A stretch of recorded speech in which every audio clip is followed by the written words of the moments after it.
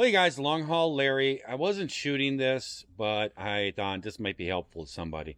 This is a Thermo King Tri pack, APU. And the filters have all been changed, and this thing will not start whatsoever. And we tried ether, we tried everything, it just would not start. And so I thought, well, if we crack the injector lines, there's got to be air in here.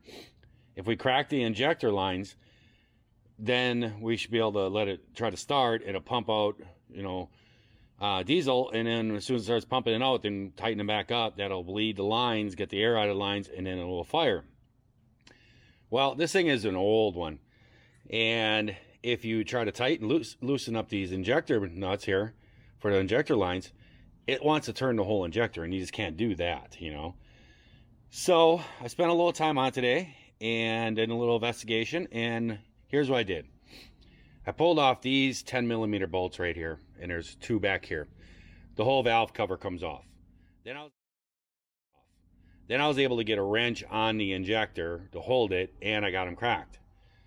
And then what I did is I took a power supply, 12-volt power supply, stuck the needles inside the switch, inside the wiring, and I ran that pump and ran that pump and ran that pump. Then I hooked everything back up.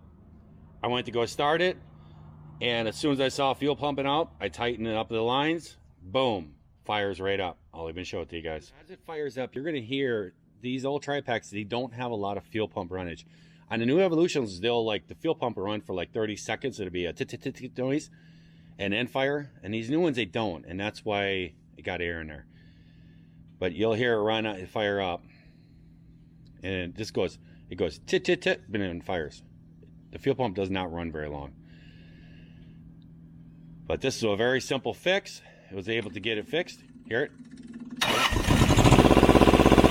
Fires right up.